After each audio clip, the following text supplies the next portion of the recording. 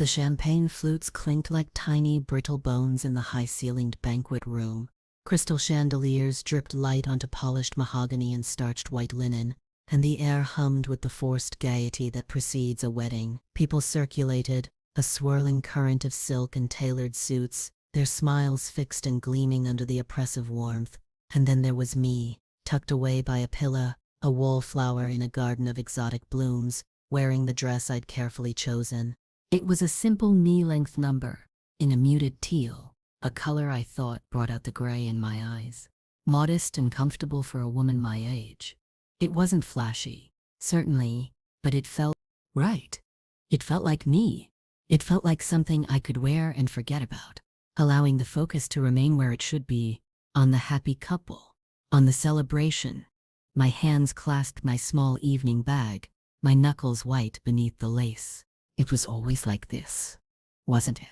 The periphery, the quiet observer, the one who didn't quite fit into the vibrant tapestry others so effortlessly wove. And then she found me. Of course she did, like a heat-seeking missile aimed directly at my fragile sense of composure. Clarice, the bride. My stepson David's bride.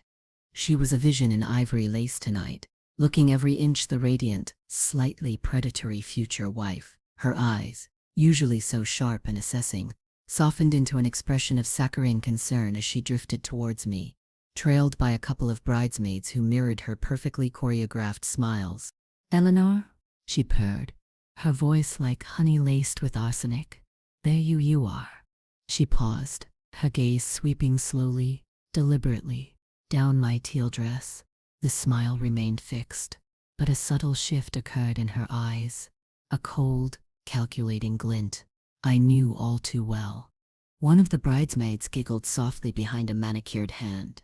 Clarice leaned in conspiratorially, her voice dropping just low enough so only I could hear, but loud enough to carry in the brief lull of conversation around us. "Oh, Eleanor, dear, that outfit. It's quite the choice for a rehearsal dinner, isn't it?" She didn't need to say more. The implication hung in the air like cheap perfume. It was frumpy. It was dull. It was utterly unimpressive. It was me, in her eyes. I felt a flush creep up my neck. Hot and humiliating. My carefully constructed composure began to crumble. For a moment I couldn't speak, the casual cruelty of it, delivered with that perfect condescending smile, was breathtaking. It wasn't the dress. Not really. It never was. It was everything. It was the culmination of 5 years of subtle digs, of passive-aggressive comments veiled as helpful suggestions, of being made to feel invisible, inadequate, a relic from a past David should clearly be encouraged to forget. Clarice excelled at this particular brand of social warfare, inflicting maximum damage with minimum apparent effort, always leaving just enough room for plausible deniability. "Oh, I didn't mean it like that. I just thought for David's special weekend." The bridesmaids, sensing the shift in atmosphere, shifted their weight, their smiles tightening. They were her loyal acolytes, reflecting her disdain back at me. I managed a small, tight smile. "It's comfortable," I said, my voice a little huskier than usual, an idiotic, weak response. It wasn't comfortable at all.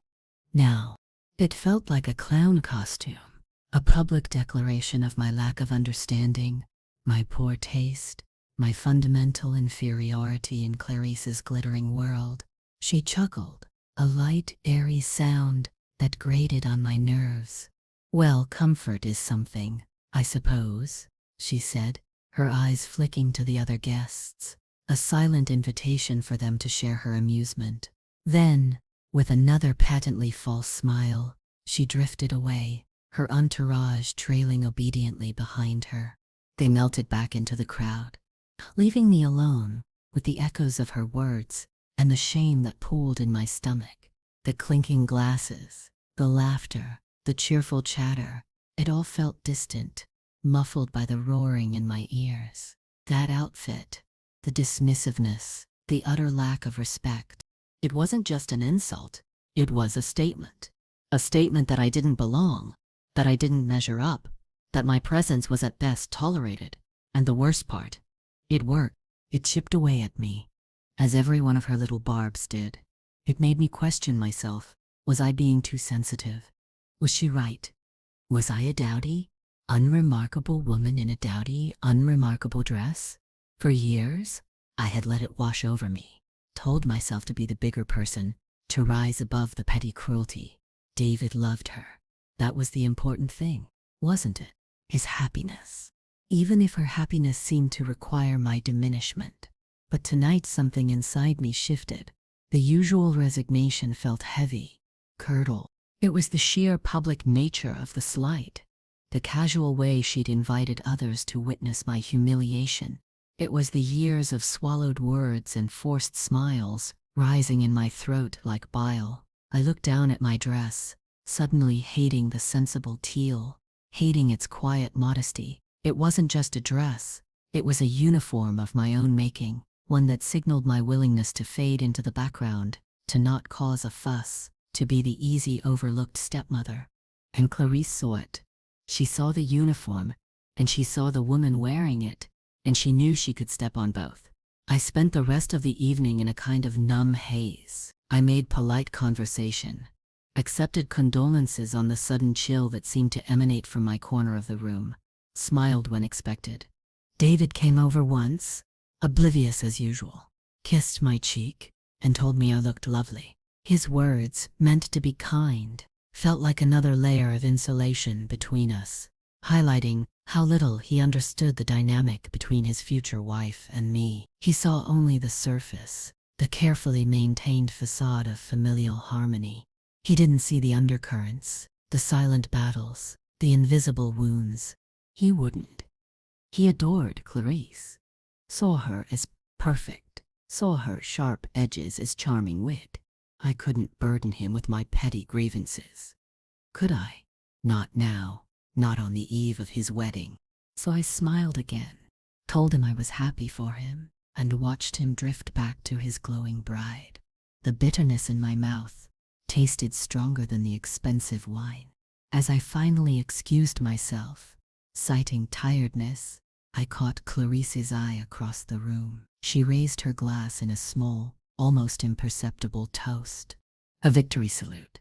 It was in that moment, walking away from the clinking glasses and the knowing glances, that a thought, sharp and clear, cut through the haze of my humiliation. An image flickered in my mind. A dress, carefully wrapped in tissue paper, stored away in a trunk in the attic of David's childhood home, my home for 20 years. A dress full of history, full of unspoken story. A dress that belonged to David's mother? The thought, initially faint, began to grow, taking root in the fertile ground of my indignation. It wasn't just about an outfit anymore. It was about the outfit, the one she had mocked, the one that symbolized her perception of me, my willingness to be unassuming. And the answer, the counterstatement, needed to be equally symbolic, something she could not dismiss, something that would shatter her smug composure. The dress. Evelyn's dress. David's mother. She had been gone 25 years now, a beautiful, vibrant woman taken too soon. I had married David's father, Robert, 5 years after she died, stepping into a life, a home, a family that still echoed with her absence. It hadn't been easy. The ghost of a beloved first wife is a powerful presence, and Evelyn had been universally adored. I had tried, truly I had, to honor her memory while creating my own place. Robert had been a good man, but his heart had always held a special, untouchable place for Evelyn. David, too, had kept her memory alive, a cherished, idealized figure. And somewhere in the attic, among mothballed blankets and forgotten toys, was her wedding dress. Or was it? Had Robert kept it? Had David? I hadn't seen it in years, hadn't dared to ask about it. It felt like sacred territory. I, the second wife, had no right to tread upon. But the memory was vivid. Robert showing me a photo once, Evelyn radiant in ivory lace, a dress that looked familiar, a dress that held a story Clarice knew nothing about, a story that was part of the very fabric of the family she was marrying into, a family whose quiet corners she seemed determined to rearrange according to her own taste. The idea settled in my mind, cool and sharp like a shard of glass. It wasn't revenge, Not exactly. It was recalibration. A resetting of the scales. A statement that I would no longer passively accept her narrative of my inadequacy. It was about reclaiming my space, my dignity, my connection to this family she seemed to think she could gatekeep. But accessing the dress, that was complicated. Robert had passed away 5 years ago, leaving the house to David. David, bless his heart, hadn't changed a thing. It was still filled with the ghosts of their lives. Evelyn's life, Robert's life, my life with them. The attic was a time capsule. But I didn't just have free rein to rummage through David's inheritance. And even if I did, finding the dress was one thing, wearing it to his wedding, that was another entirely. It was provocative. It was bound to cause a stir. It would be seen by some as disrespectful, as dredging up the past at a time meant for looking forward. But what about respect for the living? What about the quiet disrespect I had endured for so long? Clarice seemed to believe that David's past, particularly the parts involving me, was something to be tidied away, minimized. Wearing his mother's dress would be the ultimate, undeniable assertion that the past was present, that I was connected to it, that I was connected to this family in ways she couldn't erase. The thought, once audacious, began to feel less like a wild impulse, and more like an inevitable course of action. The sting of Clarice's words at the rehearsal dinner lingered, a physical ache. That outfit. It wasn't just her opinion. It was an attempt to define me, to label me as irrelevant. And I suddenly fiercely didn't want to be defined by her. I wanted to define myself. The logistics presented the first hurdle. The house, my old home. David lived there, now with his fiancée, Clarice. Going there and asking to rummage through the attic for his deceased mother's dress felt awkward at best, like stepping back into a life that wasn't entirely mine anymore. But I knew the house intimately. I knew the creak of the third stair, the way the attic door sometimes stuck, the exact location of the heavy varnished trunk where forgotten treasures were kept. I decided against asking David. He would either in his innocence tell Clarice, or he would be confused and concerned by the request. Neither outcome was desirable. I needed to do this discreetly. A few days after the rehearsal dinner, under the guise of picking up some old boxes I'd left behind, I found myself back on the familiar street, pulling into the driveway. The house looked the same, comforting and slightly melancholic. Clarice was at work, David had mentioned, which was a stroke of luck. I had called him earlier and arranged to swing by while he was out, saying I had a window of time. He'd readily agreed, leaving a key under the mat just like old times. Walking through the front door felt surreal. The air smelled faintly of lemon polish and something else. A new scent, Clarice's scent, overlaying the familiar, deeper aroma of old wood and settled dust. It was a subtle invasion, a mark of her presence.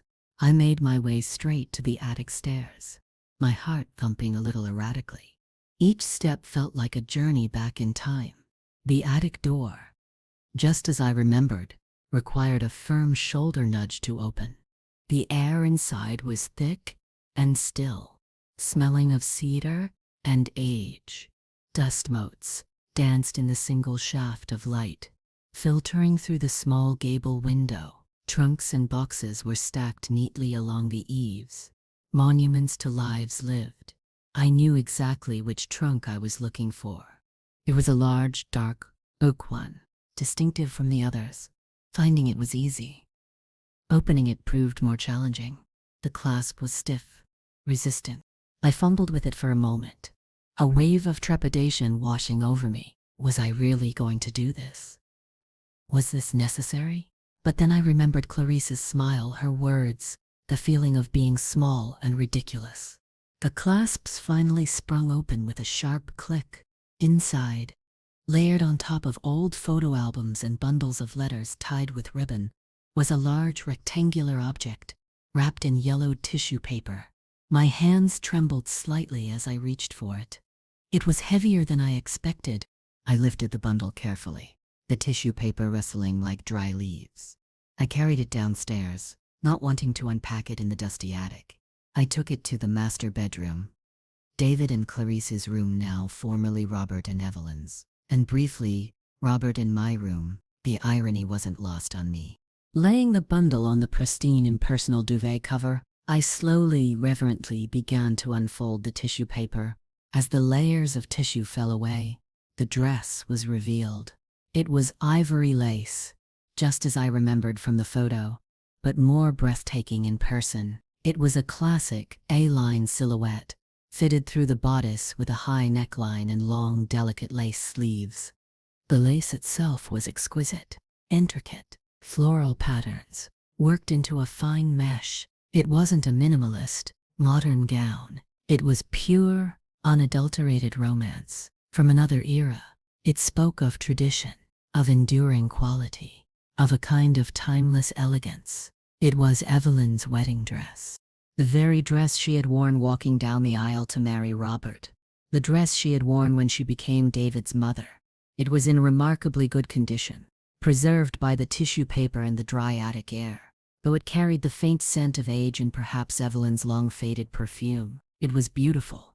And it was a direct contradiction to everything Clarice seemed to value: subtlety over ostentation, history over modernity, quiet dignity over flashy display.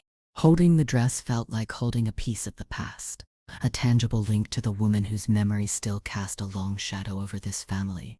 It wasn't just a dress, it was a legacy that Clarice seemed determined to ignore or overwrite. I lifted the dress fully from the trunk, letting it cascade onto the bed. The fabric was surprisingly light.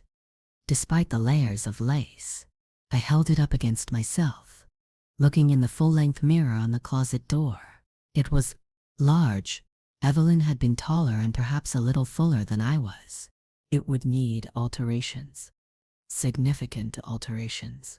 But looking at my reflection, the delicate ivory lace framing my face, I felt a strange connection, a sense of purpose solidify within me. This wasn't just about a dress anymore. It was about honoring a woman, Evelyn, and in doing so honoring a part of this family's history that Clarice was trying to dismiss. It was about saying, I see you, Evelyn, and I see the history you represent, and by extension, I see myself, Eleanor, and I see my place in this history. The sheer audacity of wearing this dress to David's wedding to Clarice hit me then, a fresh wave of nerves mingling with the determination. The potential for scandal, for outrage, was immense, but so was the potential for a moment of truth, a moment where the carefully constructed facades might crack. I carefully refolded the dress, placing it in a garment bag I'd brought with me. I closed the trunk, ensuring it looked undisturbed, and carried the dress out of the house, feeling like a thief carrying stolen treasure, though what I was taking was arguably mine to begin with, or at least part of a shared history I had every right to claim. The next few days were a blur of quiet activities centered around the dress. I found a trusted seamstress, an elderly woman with kind eyes and skilled hands, who understood implicitly, without needing all the details, that this was a project of profound significance. She listened patiently as I explained what needed to be done, her gaze respectful as she examined the delicate lace.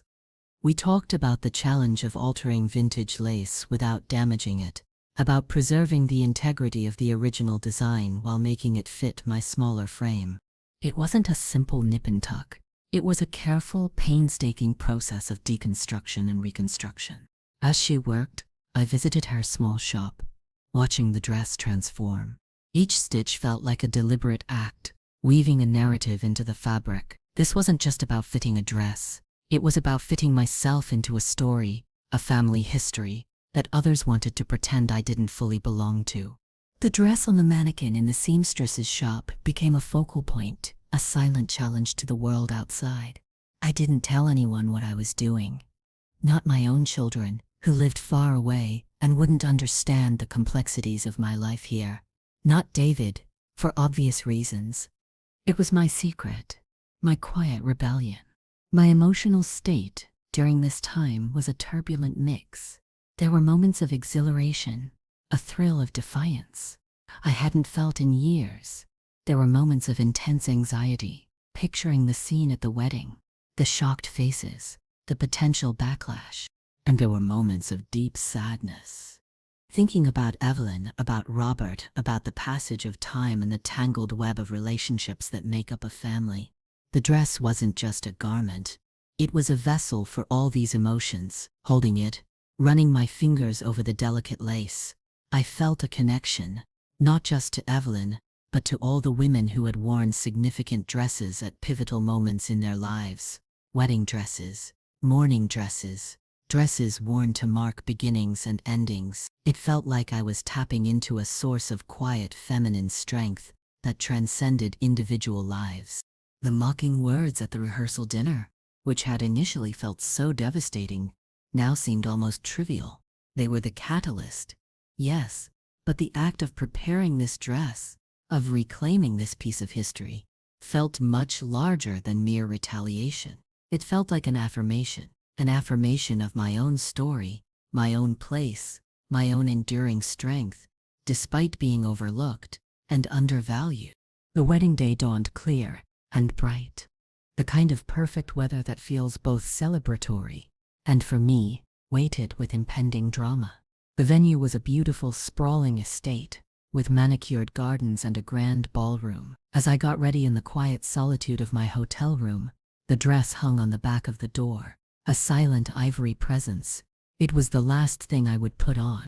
I chose simple undergarments, minimal jewelry, just the delicate silver locket Robert had given me years ago, a small, constant reminder of our life together. My hands were steady as I applied my makeup, a little more care taken than usual, but still aiming for a natural, understated look. This dress didn't need embellishment. It was the statement. The time came. I unzipped the garment bag. The dress felt light yet substantial in my hands. Putting it on was like stepping into a different era, a different skin. The lace felt soft against my skin, a whisper of history. As I fastened the tiny buttons up the back, I looked at my reflection. It fit perfectly, thanks to the seamstress's skill.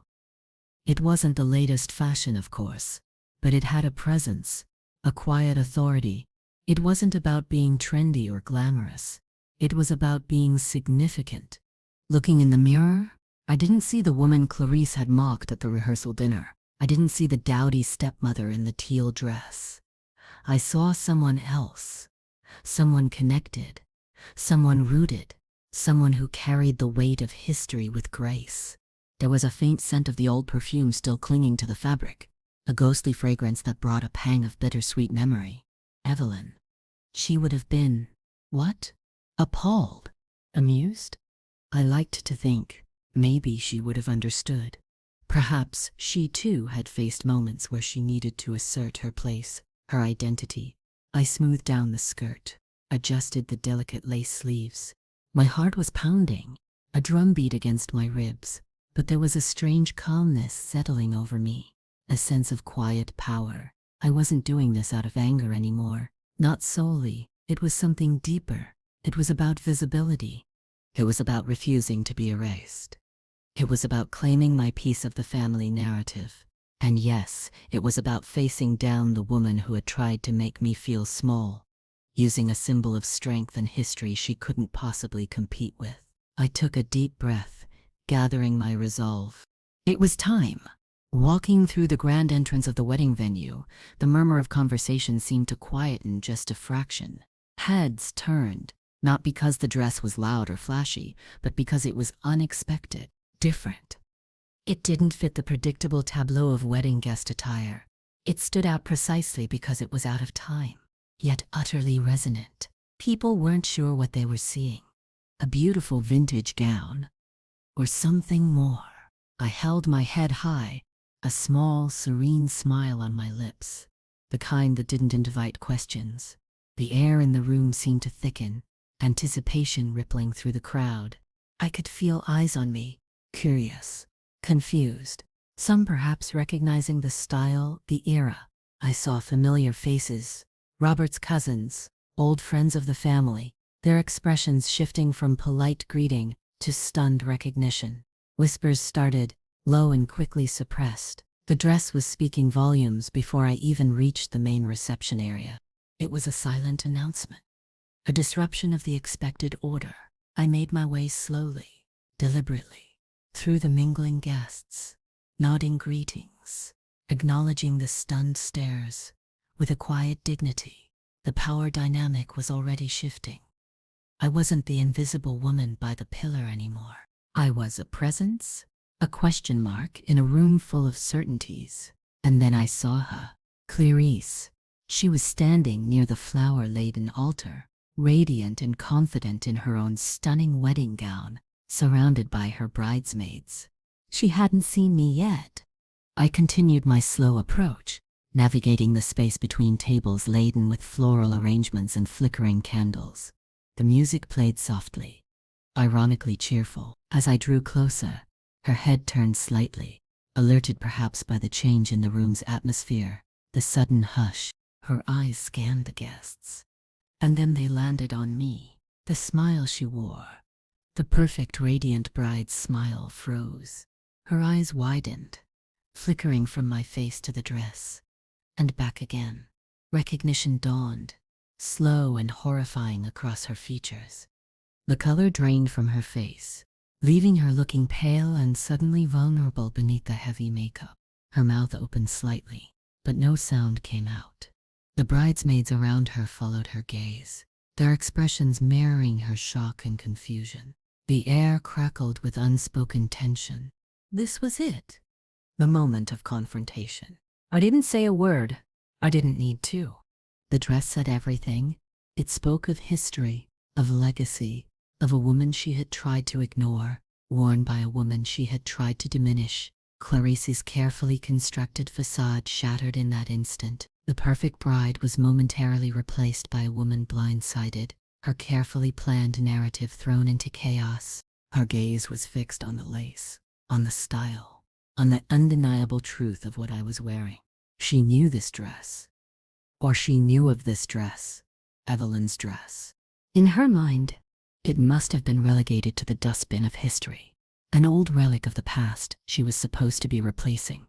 And here it was, walking towards her, vibrant and significant on the woman she had mocked just 2 nights before. It was the ultimate inversion. Her insult about my outfit had paved the way for her moment of profound discomfort regarding this outfit. It wasn't just a dress anymore. It was a mirror reflecting back at her the history she had sought to disregard. David, standing beside her, looked from Clarice's stunned face to me, his own expression bewildered.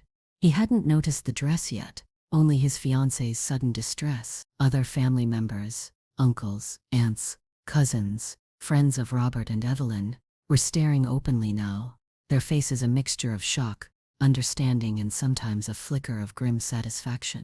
They knew. They remembered Evelyn. They remembered that dress. And they saw the significance of me wearing it today, of all days, to this event, with her.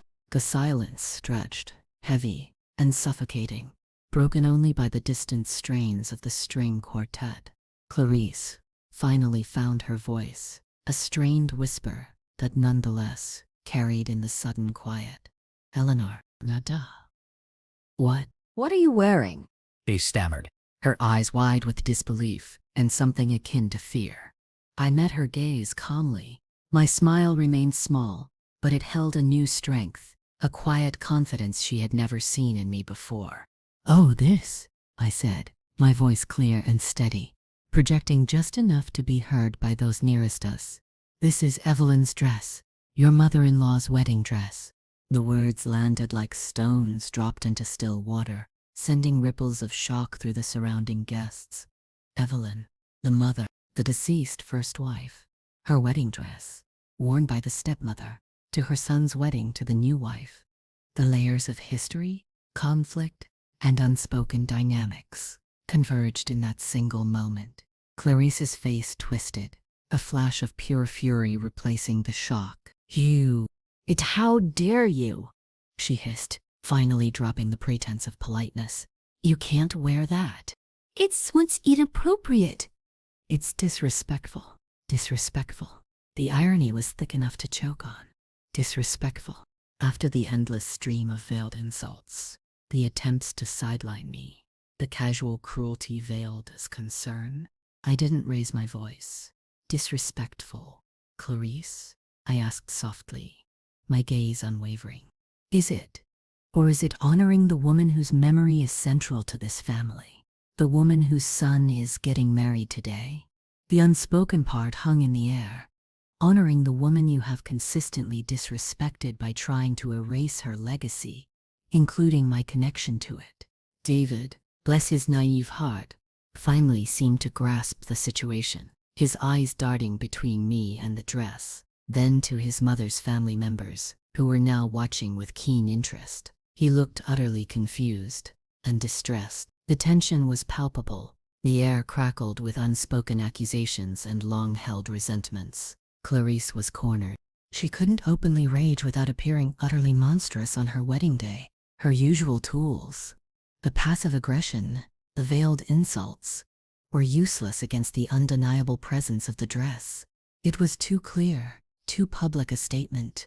The power had irrevocably shifted. I wasn't just Eleanor, the quiet stepmother.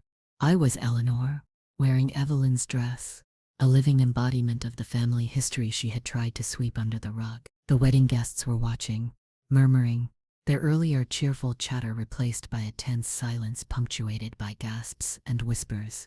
This wasn't the wedding drama anyone had expected, but it was compelling. Clarice's bridesmaids hovered awkwardly, unsure how to intervene in a conflict that was clearly rooted in something much deeper than a fashion faux pas. Clarice took a shaky breath, visibly trying to regain control, to salvage her perfect day. But the crack had been made, the carefully polished surface shattered. Her face remained pale, her eyes hard. She didn't apologize for her words at the rehearsal dinner. She didn't acknowledge the years of subtle cruelty. She just stood there, trapped by the history I was wearing. The moments stretched thick with unresolved conflict. Then, almost imperceptibly, a few people in the crowd began to move, not towards Clarice, but towards me. Robert's sister, Martha, a formidable woman I'd always had a quiet respect for, was the first. She walked over, her eyes fixed on the dress, a knowing, almost approving look on her face. "Eleanor," she said, her voice kind but firm, acknowledging the unspoken statement. She didn't comment on the dress directly, but the way she looked at me, the warmth in her eyes, said everything. It was a silent validation. Others followed, family friends who remembered Evelyn, distant cousins. They offered quiet greetings, a touch on the arm, a brief, meaningful exchange of glances.